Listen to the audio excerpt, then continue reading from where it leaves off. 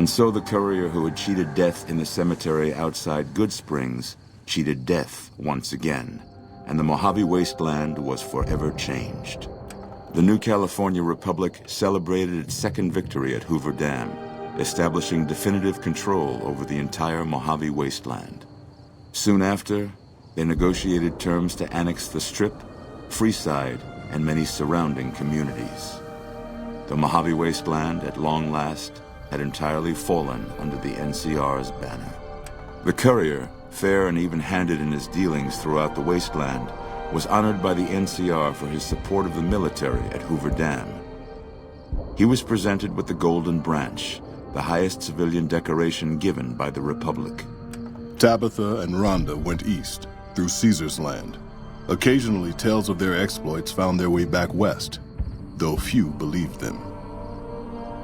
Eventually, the stories concerning the duo were collected and published, and proved to be quite popular with children.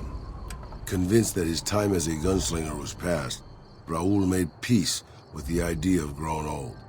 After traveling with the Courier for a time, he retired and settled down in Outer Vegas, where he would spend his days fixing ancient machinery. With the help of the gunrunners, the Boomers developed a healthy trading relationship with the NCR. Eventually, the Boomers began wandering out into the wasteland, while still preventing outsiders from entering Nellis.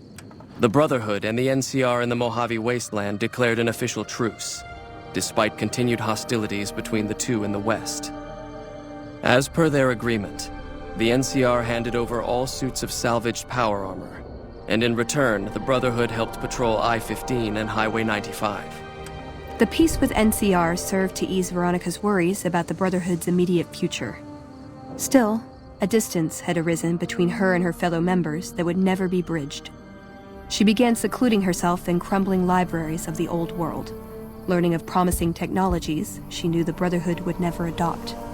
Their leaders destroyed by the Courier, the fiends scattered throughout the wasteland. Without the organization of Motor Runner, Cook, Violet, and Driver Nephi, they were easy prey. After the NCR's victory at the dam, in part thanks to follower medical support, NCR allowed the followers to care for refugees as they see fit. Old Mormon Fort expanded its services and was able to aid more people, becoming a refuge for the less fortunate citizens of New Vegas. Arcade had hoped that Freeside would be able to remain independent of NCR rule. But he was glad that Caesar's Legion had been stopped at Hoover Dam. He tended to the sick in Freeside for a while longer, then returned to NCR territory to become a teacher with the followers there. Good Springs saw more trade along I-15 after NCR gained control of the Mojave wasteland. But with that came a heavy burden of the Republic's taxes. Some old-timers, unable to handle the cost, were forced to move on, grumbling all the while. In the years following the destruction of Cassidy caravans, NCR used evidence of the plot to blackmail the Crimson Caravan and the Van Graffs. NCR enacted strict trade laws with little resistance, strengthening their supply lines and their position in the Mojave. Cass survived to see the NCR flag flying proud over Hoover Dam, and thought for a moment, this is what a hero must feel like. She was about to tell the Courier not to get too proud of himself. Then she figured, he knew that already. That night, Cass kicked in the door of his room to celebrate, only to find the man on the bed was an NCR soldier whose barracks had been destroyed. He was cute, though, so after having her way with him, she got the hell out, leaving an empty whiskey bottle as a note.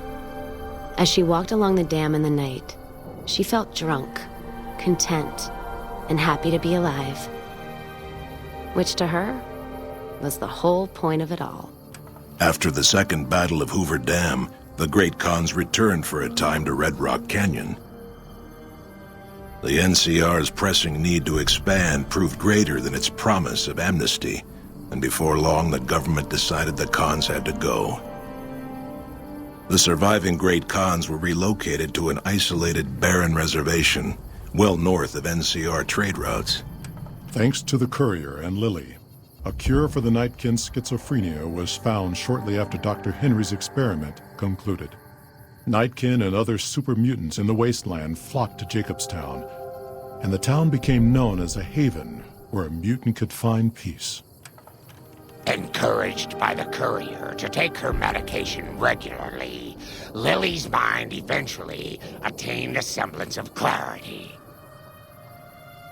Her memories dulled by the pills, she cast aside the recording of her grandchildren, no longer remembering its significance.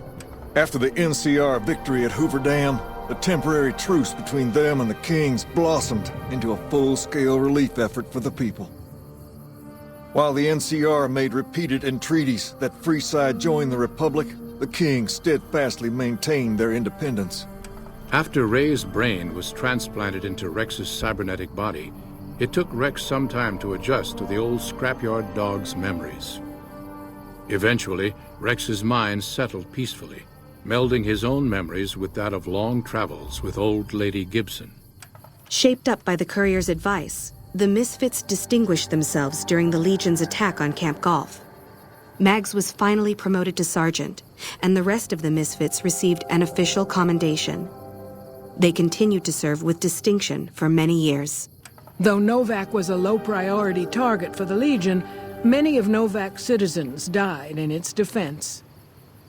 In the weeks that followed, several bright followers returned to Novac to help restore its defenses, allowing it to remain independent of NCR. Looking for a place where he could be of some use, Boone found himself re-enlisting with his old unit.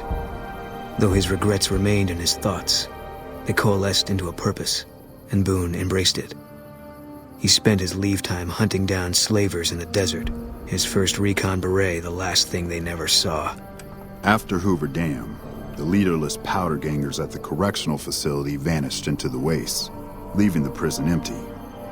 The correctional facility became another abandoned ruin in the wasteland, its carcass occasionally picked over by enterprising prospectors. With Cook dead, the powder gangers at Vault 19 fell apart.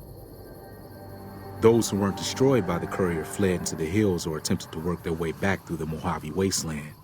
Few survived.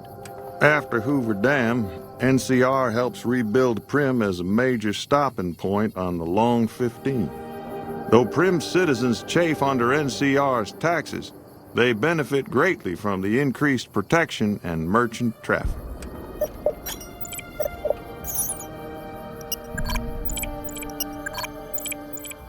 Defying Chief Hanlon's worst fears, NCR's Rangers persevered and distinguished themselves during the Second Battle of Hoover Dam. The Rangers, along with NCR's many troopers, shared the glory of victory. Hanlon wisely stayed out of the spotlight, crediting General Oliver's leadership for NCR's success. After a brief fanfare, Hanlon stepped down as chief and returned to the peace and quiet of his ranch outside of Redding. After their bold arrival at Hoover Dam, the Remnants disappeared as quickly as they came. Legends of their power spread throughout the Southwest, a reminder of why people once feared the sight of vertibirds in the sky. And so the Courier's road came to an end, for now. In the new world of the Mojave wasteland, fighting continued, blood was spilled, and many lived and died just as they had in the old world. Because war never changes.